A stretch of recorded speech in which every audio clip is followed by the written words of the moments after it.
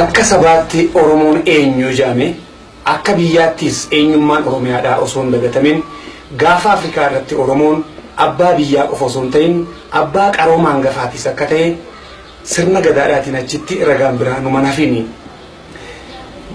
Maqaan baduu mannaa mataan baduu wayyaa jee gootummaadhaan falmachuun uummata kanaatis kan maddu bu'uura kanarraa lolli walloo harka muraadhaa fi harma muraan arsiidhaatis ta'e caliin calanqoo wanni mirkaneessan kanuma. Eega Oromiyaan Habashootaan weeraramtee Oromummaan Itoophiyummaadhaan hagoogamtee asis ta'u Oromoon takkaa duwida shiireessee bitameen beeku. Kanaafis fincila ijoollee baalee gootummaa ilmoo qilxuudhaatii fi qabsoo hidhannoodhaa tan achi asiitis maqaa dhadha'uun ni danda'ama. Namoota hin goomne kanneen abukaattoo mirgaa ta'uudhaan beekamanii fi umrii isaanii guutuu qabsoo bilisummaa Oromoodhaatiif gumaachaa jiranis miilanaan yaadachuun barbaachisaadha. Akeekni maxxansaa kanaatis hundee isaadhaa fi hoogganaa qabsoo bilisummaa Oromoodhaa tokko wajjin wal isin barsiisuudhaafi. Amat 40 oliin qabsoo irra jira. Arrallee kaleelatti fakkaata. Kaleellee saafawa.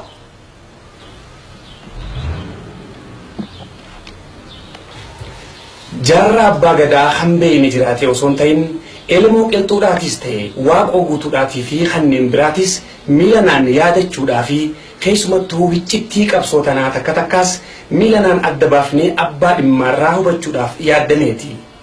Achirraan gaa wanneen dur gaafaan xiqqaadhaa biyyaan itti dhal'isanitti arge hunda hogguun biyya san dhufees natti mul'achaa dhufte. Akkamitti dhuba kaniin keessa dabre hundi qilee natti taatee na keessaa cofte akkaan gartee duuba gaa if wareegu qilli qaabsoo godhutti na kaafu. Hogguusin geeyiraa tokko yaadadhe geeyiraa nama keenya. Baruu bariisooyyee galgala galgalooyyee galgalli naan dubbate baruun naan mari'ate rorrohamtuu agarraan Oromoo saba kooti kiyya garaan hammaate addaa du'aa filate. Hoggaan geeyiraa kana dhaqa qalbii keessa yaadadhe akkaan waa takkaan malatti ka'ee lubbuuti jira. Dantaa tanaaf kan nu nagooti. Wayya bee warisee isaa wanni biraa hin jabsite yoo waliin jabsan malee Oromoo saba hooti sinu wal wallaalchise waliin isin jabse amma yoo beeytan malee baarillaan nu moo'ette suuqanii nutti hafte kajiru yaa udiisi kasiree irratti Israa'el ruu'ii fuudheesu sheenaan natti hafte.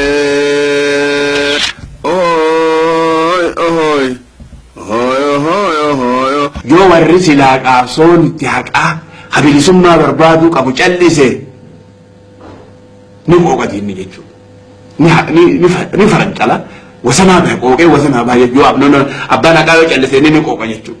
Yoo abbaan lafaa haqaa lafaa ka'e inni duuba qooqa san dhiiseeti baqata jechuudha. Duuba sanuuti immoo mee qawwee miti callee yoo jennee ni yaafna jechuudha bineensa kana. Callee yoo jennee ni yaafna orma kana. Hoo callifnee namni tokkollee akka waan gurgurre torbaan tokko nu gahe jechuudha.